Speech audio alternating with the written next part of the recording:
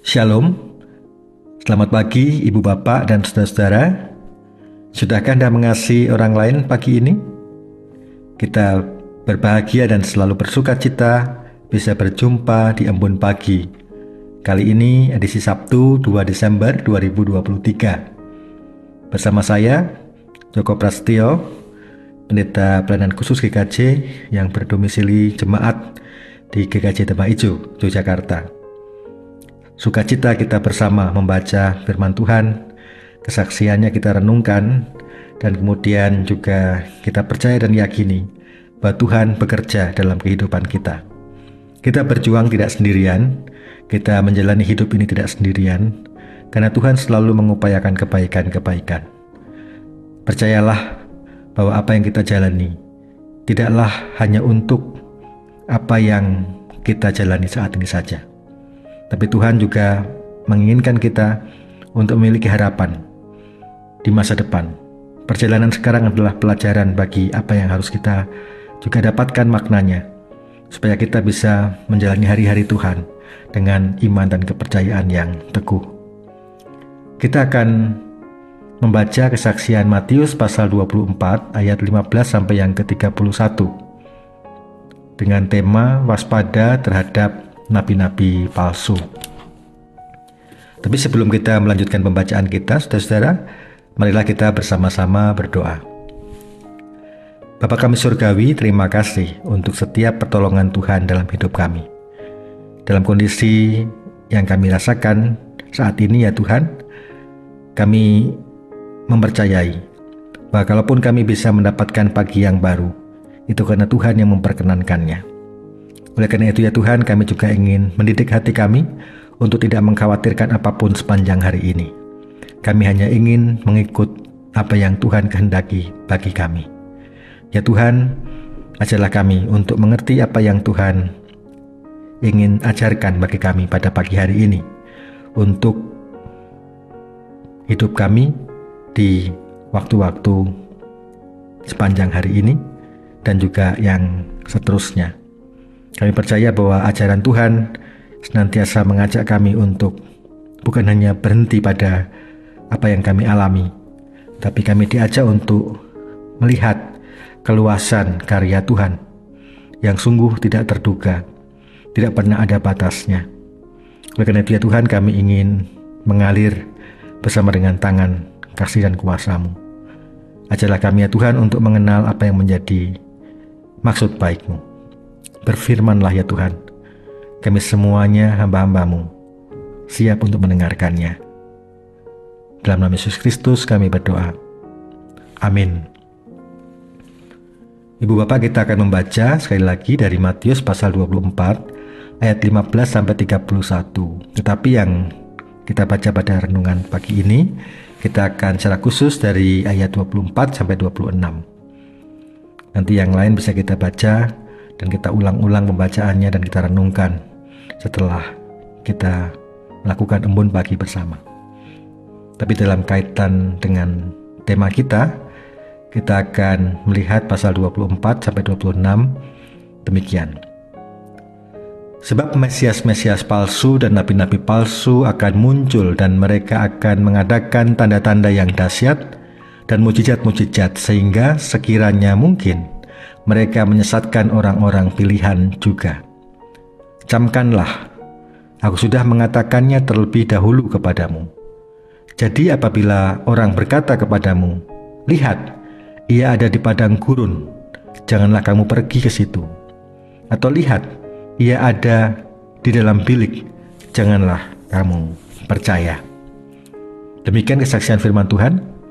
Berbahagialah kita semua yang mendengarkan kesaksian firman Tuhan dan berusaha melakukannya. Tuhan memberkati. Amin. Saudara-saudara yang dikasihi Tuhan Yesus Kristus, selalu ada masa di mana kita bisa menjalani hidup ini dengan lancar-lancar saja, tapi juga ada masa di mana kadang-kadang terasa berat, bahkan lebih berat dari yang diduga. Tetapi kalaupun kita berada pada posisi yang paling berat, jangan pernah berhenti dan jangan pernah putus asa. Karena pasti akan datang juga hari-hari baik. Hari-hari baik di mana Tuhan berikan bagi kita. Karena hidup tidak pernah berhenti. Hidup selalu bergerak. Meskipun kita tidak pernah bisa mengkawal gerakan hidup ini semata-mata karena tangan dan pikiran kita. Tetapi percayalah bahwa kehidupan ini juga berkembang. Kehidupan ini tidak sekedar berdiam di satu titik saja.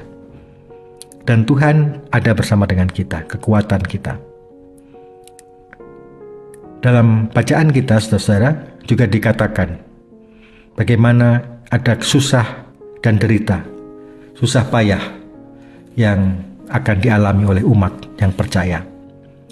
Memang untuk membahas atau memahami teks kita ini tidak begitu mudah. Tetapi kita tidak akan berdiskusi teologi yang kompleks. Kita ingin mendengarkan kesaksian firman Tuhan sebagai sebuah sapaan, tuntunan yang kita refleksikan bersama-sama sebagai sebuah cara Tuhan untuk menguatkan kita. Jadi apa yang bisa kita dapatkan dari teks kita? Sastra apokaliptik adalah sastra yang memang benar-benar tersembunyi dan sulit untuk dipahami. Tentu sastra ini muncul atas situasi yang menekan mereka. Dituliskan untuk orang-orang yang ada di zamannya.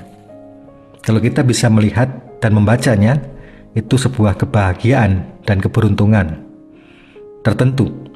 Tentu dalam kacamata iman kita ini bukan semata-mata kebetulan, tetapi keberuntungan dalam pengertian yang memang Tuhan berikan kepada kita. Tuhan juga ingin mengajarkan kita melalui pergumulan orang-orang di masa yang lalu. Meskipun susah dan sulit untuk kita pahami, tetapi kita tidak boleh terjebak di dalam sebuah pemahaman bahwa seolah-olah yang kita baca dalam sebuah sastra apokaliptik itu begitulah yang terjadi. Karena namanya juga ada metafor, ada penggambaran-penggambaran, ada cara membahasakan dengan bahasa yang dimengerti oleh pembaca tetapi tidak dimengerti oleh orang-orang yang tidak memiliki konteks seperti yang menulis. Atau itu juga akan disimpan oleh orang-orang yang memang dikhususkan untuk bangsa Israel pada waktu itu yang dalam kondisi tertekan, di mana dibaca oleh mereka, dipahami, tetapi musuh-musuh Israel tidak akan mengerti apa yang maksudkan oleh itu semua. Atau bisa juga itu merupakan sebuah upaya kesaksian untuk menguatkan umat, memberikan sebuah arah bagi mereka supaya umat tidak terombang-ambing. Apa yang kira-kira menjadi makna dari bacaan kita? Tentu Ibu Bapak boleh juga memaknainya sendiri-sendiri sesuai dengan bacaan dan pemahaman Ibu Bapak dan pengalaman Ibu Bapak. Tetapi kita akan bersama-sama mencoba untuk merenungkan kesaksian ini dengan melihat apa yang dituliskan. Di ayatnya yang ke-15 dikatakan, "Jadi apabila kamu melihat pembinasa keji berdiri di tempat kudus menurut firman yang disampaikan oleh Nabi Daniel, para pembaca hendaklah memperhatikannya, maka orang-orang yang di Yudea haruslah melarikan diri ke pegunungan." Kemudian diikuti lagi dengan berbagai macam suruhan atau perintah supaya mereka menjauh karena akan ada derita. Tapi itulah yang terjadi. Karena apa? Karena pembinasa keji berdiri di tempat kudus. Ini kondisi di mana sangat ironis. Biasanya tempat kudus atau tempat atau altar, tempat di mana Tuhan bertahta atau Tuhan disembah dan dipuja dalam pemahaman ritual liturgis orang Israel. Tempat kudus itu kemudian justru ditempati oleh mereka yang disebut sebagai pembinasa keji, yang tidak berpihak kepada umat, tapi berpihak hanya pada kekuasaan dan dirinya sendiri yang bahkan akan mencerai-beraikan dan menindas umat. Jika hal ini sudah terjadi, artinya tempat kudus atau bait Allah tidak lagi menjadi tempat di mana akan memberikan ajaran-ajaran yang baik, tapi justru akan menjadi malapetaka bagi siapapun juga. Dan itu akan diikuti oleh banyak hal yang juga semakin mencekam. Tetapi saudara-saudara, meskipun diawali dengan sebuah sesuatu yang negatif, sebuah pernyataan yang mengerikan, bisa dikatakan demikian, tetapi dalam teks kita nanti, pada akhir-akhir teks kita, bacaan kita, akan dikatakan bahwa anak manusia itu akan datang, akan tampak tanda anak manusia, ayat 30, di langit dan di semua bangsa di bumi yang tadinya meratap, dan mereka akan melihat anak manusia itu datang di atas awan-awan di langit dengan segala kekuasaan dan kemuliaannya. Dan ia akan menyuruh keluar malaikat-malaikatnya dengan meniup sangkakala yang dahsyat bunyinya. Dan dikatakan juga mereka akan mengumpulkan orang-orang pilihannya dari keempat penjuru bumi, dari ujung langit yang satu ke ujung langit yang lain.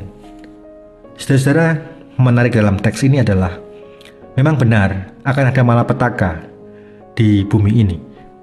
Tetapi bumi ini juga yang kemudian akan dijadikan baik kembali oleh Mesias, oleh anak manusia yang datang itu. Hanya dalam masa antara malapetaka dan nanti sesuatu yang baik yang datang, akan ada situasi di mana digambarkan dalam teks yang barusan kita baca.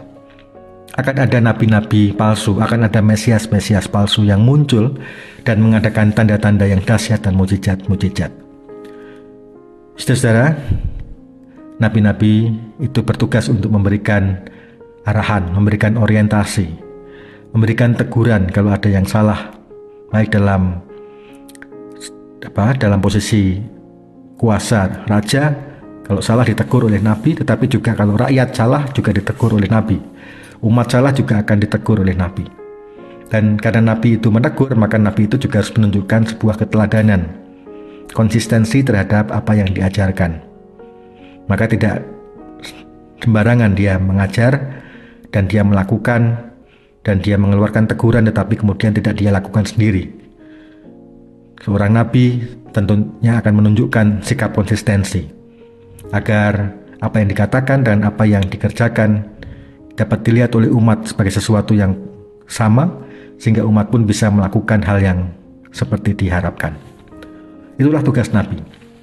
Tapi akan dikatakan bahwa dalam masa-masa penderitaan nanti akan ada situasi di mana banyak Mesias-Mesias dan nabi-nabi palsu. Mereka juga bisa menggunakan mujizat dan tanda, tetapi ada kepalsuan dari apa yang mereka katakan. Inilah makanya kita sebagai orang beriman atau orang yang percaya selalu diingatkan juga oleh Alkitab bahwa kita tidak bisa hanya mengukur sesuatu yang datangnya dari Tuhan itu pasti akan dengan gelegar tanda-tanda mujizat yang hebat. Karena nyatanya dikatakan nabi-nabi palsu dan Mesias-Mesias palsu pun mereka melakukan tanda-tanda itu. Jadi kalau kita mau mengatakan, oh dia hebat, dia bisa melakukan ini dan itu, mujizatnya luar biasa, kita tetap harus cek juga.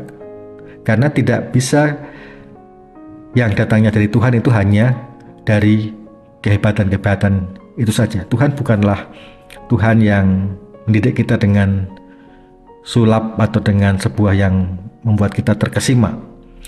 Tetapi Tuhan mengajak kita juga berjalan melalui makna. Mujizat sebagai bagian yang akan mendukung makna. Tapi mujizat tidak berdiri sendiri. Mujizat bukanlah sesuatu yang menjadi tujuan. Mujizat adalah bahasa untuk menyampaikan makna yang dimaksud. Oleh karena itu saudara, di dalam Matius ini, pembacaan kita diingatkan kembali, hati-hati. Apa yang dahsyat, apa yang menggelegar itu bisa saja menyesatkan orang. Kalau kita hanya berpikir tentang apa yang dilihat, yang dirasakan, yang bisa diraba. Tetapi kita harus lebih dalam dari itu. Lebih dalam untuk menguji setiap mujizat dan setiap tanda, setiap percakapan atau pembicaraan yang disampaikan oleh orang yang mengaku dirinya nabi. Diuji dengan apa? Tidak ada cara lain dalam pengujian itu, dikatakan bahwa kita juga harus mengujinya dengan kata-kata Kristus. Karena Kristus yang akan datang. Kristus yang akan menjumpai kita. Dia akan datang dari awan-awan dan dia akan memilih orang-orang pilihannya. Ajaran dialah yang menjadi satu-satunya ajaran untuk menguji semua kata-kata nabi-nabi atau mesias-mesias itu. Yang mengaku dirinya besar, yang mengaku dirinya suci, yang mengaku dirinya pemimpin, yang mengaku dirinya mengajak kita untuk keluar dari permasalahan, harus kita uji. Inilah kata Alkitab. Diuji dengan apa? Diuji dengan ajaran anak manusia. Apa ajaran anak manusia? Ajaran anak manusia jelas, yaitu cinta kasih, kerendahan hati, ketulusan, ketaatan dan kesetiaan kepada Tuhan. Dia tidak mencemooh orang lain, dia tidak mengagungkan dirinya sendiri, dia tidak merugikan orang lain, tapi justru dia selalu ingin mengajak orang lain menjadi lebih baik, lebih sejahtera, lebih adil, lebih damai. Itulah kata-kata dan itulah yang dibawa oleh Mesias, Yesus yang kita yakini. Oleh karena itu semua yang terjadi kita uji dengan nilai-nilai Kristus. Oleh karena itu saudara-saudara, tidak perlulah kita terombang-ambing oleh apa yang nampak. Saudara, dulu waktu saya masih kuliah atau mungkin SMA, kalau kita ke pasar-pasar, kalau di sini dulu di Jalan Solo juga masih terjadi seperti itu, tapi nggak tahu sekarang. Dan pada waktu itu ya, di tahun-tahun akhir tahun-tahun 80-an, tahun 90-an, Jalan Solo pada waktu itu biasanya ada orang yang jualan handuk. Kemudian handuknya itu ya dia teriak-teriak, mungkin kemudian ini handuk yang baik, atau mungkin dia juga sekaligus mengajak kita untuk membeli seperti jarum besar yang bisa membuat handuk dari kain. Kemudian dia menggunakan jarum tadi, kemudian dia bisa menggunakannya untuk membuat handuk seolah-olah gampang. Kemudian kemudian setelah jadi handuk ini baik, silakan beli jarum ini, silakan beli benang ini, seolah-olah mudah. Ada juga orang-orang yang ada di situ biasanya yang kemudian datang seolah-olah bertanya atau seolah-olah menyaksikan, oh iya kemarin saya beli dan kemudian saya juga mencoba di rumah dan ternyata bisa. Ada yang pura-pura nawar, yang satunya lagi nawar, yang satunya lagi nawar lagi, akhirnya diberikan pada orang yang pura-pura dia membeli, padahal itu semuanya satu komplotan. Itulah yang terjadi. Kalau kita hanya melihat, kita bisa terkesima, padahal kita terjebak oleh komplotan yang ingin mendapatkan keuntungan dari kita. Kita dijebak oleh situasi. Mereka membangun sebuah situasi bersama. Narasi atau teks yang mereka munculkan seolah-olah disambung-sambung dengan yang lain, menyatu bahwa seolah-olah jarum atau handuk yang dia jual kualitas baik, itu murah. Walaupun orang mau membuat seperti yang dia tunjukkan tadi, gampang. Tidak cuma handuk, tidak cuma jarum, tapi juga tukang-tukang yang mengaku dirinya bisa mengobati orang, tukang obat. Saya juga pernah mendapatkan cerita dari seorang sahabat di pedalaman yang dia merasa dibohongin karena dia mendapatkan seperti obat-obatan yang dijual di sana dengan khasiat ini dan itu. Tapi setelah dicoba ternyata tidak terjadi apa-apa. Tapi dia merasa, ya itulah memang resiko. Kita tidak bisa mempercayai orang begitu saja. Kita perlu mengujinya. Kita perlu mengujinya. Menguji dengan apa? Menguji dengan hasil yang sebelumnya sudah kita rasakan, yang mendatangkan kebaikan-kebaikan. Jadi tidak semata-mata menyerahkan kata orang tentang kebaikan. Kalau kebaikan itu tidak sesuai dengan apa yang selama ini juga kita yakini, kita alami, bahkan konsisten dengan apa yang juga kita perjuangkan. Saudara dikasihi oleh Tuhan Yesus Kristus, hidup itu memang berat bagi semua orang. Dan orang seringkali ingin keluar dari beratnya masalah dengan cara membodohi orang yang lain. Dan persoalannya yang lebih parah adalah kita percaya kepada mereka-mereka itu. Saat ini kita lebih percaya pada netizen. Banyak sekali orang yang ngikutin apa kata netizen. Kita baru bergerak kalau netizen sudah mulai memviralkan sesuatu di dunia maya. Hukum baru bertindak, aparat baru bertindak ketika itu sudah diviralkan. Bukankah ini sesuatu yang sebetulnya juga memprihatinkan? Kita menanggapi sesuatu yang diviralkan dengan memviralkan juga tanggapan kita itu. Banyak hal yang kemudian percaya kata netizen. Siapakah netizen? Tidak jelas. Netizen ya seperti kerumunan yang gak jelas. Itu adalah anonim. Banyak orang atau orang banyak yang bisa ngomong apa saja, kemudian diviralkan. Belum tentu ada dasar-dasar kompetensi apapun yang dimiliki. Semuanya diviralkan begitu saja. Tidak jelas arahnya dari mana dan untuk siapa, kembali akan kepada siapa. Tetapi kita percaya. Nah, itulah yang membuat kita seringkali semakin terombang-ambing. Oleh karena itu, saudara, kalau kita melihat berita apapun, cek. Kalau kita melihat tawaran-tawaran apapun, kita cek dulu. Kalau kita melihat ajakan-ajakan apapun, kita juga cek. Kalau kita melihat ada nasihat-nasihat apapun, kita juga cek. Dengan apa? Dengan nurani kita, dengan hati kita yang terdalam. Pertanyaannya, apakah nurani bisa dipercaya, Pak? Nurani juga membutuhkan sebuah proses. Tidak semua hati nurani itu bisa dipercaya kalau memang dalam prosesnya dia tidak dididik oleh Roh Kudus, oleh kata-kata Kristus. Maka biarkanlah hati nurani kita juga tahu dengan cara kita mendengarkan kata-kata Kristus. Kita ulang, kita baca, kita renungkan kata-kata Kristus dan maksud Roh Kudus.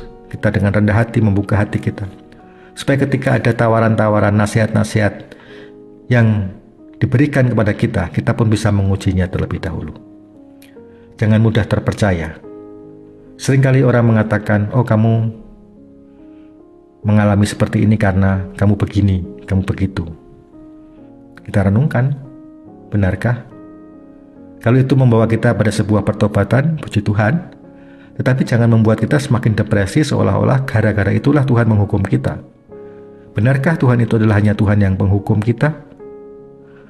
Bukankah Kristus juga mengabarkan bahwa memang Tuhan itu bisa juga menghukum kita kalau kita tidak setia kepadanya? Tetapi bukan menghukum dalam pengertian yang membuat kita sengsara karena dia marah seperti itu, karena dikatakan juga dalam teks kita, dalam Alkitab, bahwa dia tidak setia terhadap dirinya. Artinya Tuhan itu kasih, dan dia tidak menghukum kita seperti dia ingin menghukum orang yang setimpal seperti itu. Kalau dia membiarkan kita jatuh ke dalam sebuah konsekuensi dari perbuatan kita, itulah hukuman. Artinya hukuman yang memang terjadi karena konsekuensi kita sendiri. Kita dibiarkan untuk itu. Tetapi bukankah kemudian dia juga selalu menurunkan tangannya untuk menopang kita, agar kita juga belajar, merenungkan, oh ternyata aku pernah salah, aku mengalami akibat dari kesalahan-kesalahanku, tapi sekarang dia menuntut aku untuk bangkit dan berjalan. Itu yang Tuhan inginkan bagi kita. Inilah yang tidak boleh kita lupaskan. Kita boleh mendengar tentang, oh kita menderita karena kita bersalah di masa yang lalu, ini hukuman, oke lah. Tetapi kita juga tahu bahwa ada kasih setia. Ada kasih setia yang Tuhan janjikan kepada kita untuk bangkit. Oleh karena itu, saudara-saudara, setiap nasihat, setiap ajaran dari orang-orang yang datang pada kita, kita cek. Selama itu mendatangkan damai sejahtera, selama itu mendatangkan kasih, ada pengampunan, ada kebahagiaan, ada ketenangan batin, ada sukacita, ketiadaan khawatir yang berlebihan, maka kita tahu bahwa itu semua berasal dari Tuhan. Karena Tuhan adalah Tuhan yang setia, Tuhan yang penuh cinta, Tuhan yang selalu memberikan kita pengharapan di kala apapun kondisi kita. Janganlah kita panik, karena kepanikan itu justru akan mencari jalan di mana selalu kita akan menjadi lebih terjebak. Kita menggali tanah untuk bersembunyi, kita menggali gua kita untuk bersembunyi. Semakin kita menggali, semakin kita masuk ke dalam gua, semakin kegelapanlah yang akan kita temui. Jikalau ada masalah-masalah kita perlu berhenti, kita perlu membuka hati. Tuhan, aku tersesat. Tuhan, aku di sini. Aku ingin diam dan menantikan pertolongan-Mu. Saudara, katakanlah itu kepada Tuhan. Kalau saudara merasa bingung dan merasa semakin jauh dari apa yang seharusnya terjadi yang baik dari Tuhan sendiri. Tuhan, aku tersesat. Jangan panik, jangan dengarkan nabi-nabi yang katanya ini, katanya itu. Belum tentu mereka benar. Tapi katakan, Tuhan, saya tidak mau menjalani hidup dalam ketidaktahuan. Saya ingin berdiam menunggu pertolongan-Mu. Tuntunlah kami, agar kami bisa keluar dari masalah-masalah kami. Renungkan dan pikirkan dengan bantuan Tuhan. Disitulah nurani kita berbicara. Tuhan memberkati kita. Amin. Kita berdoa. Terima kasih ya Tuhan untuk berkat-Mu. Ajarlah kami untuk tidak tersesat dengan kata-kata yang datang kami dengarkan. Tetapi ajarlah kami ya Tuhan untuk selalu menimbang-nimbang berdasarkan kasih sayang Tuhan. Engkaulah juru selamat kami. Engkaulah penolong bagi hidup kami. Terima kasih ya Tuhan. Dalam nama Tuhan Yesus Kristus kami berdoa. Amin. Demikian Ibu Bapak Saudara sekalian, sekarang waktunya bagi kita untuk berpisah. Saya percaya bahwa Ibu Bapak juga akan selalu merenungkan kasih sayang Tuhan yang sudah Ibu Bapak alami sebagai bagian dari pertimbangan yang akan membawa Ibu Bapak kepada pengujian-pengujian atas apa yang Ibu Bapak dengar dan disampaikan orang-orang lain. Jangan mudah mengikuti apa kata orang, tapi selalu ujilah mereka dengan kata-kata yang kita pelajari dari Tuhan kita, dari Mesias penyelamat kita, Yesus Kristus. Sampai berjumpa kembali, dan jikalau ada kesalahan kata dari saya mohon maaf. Selamat menjalani hari ini, dan selamat mengasihi orang lain sepanjang hari.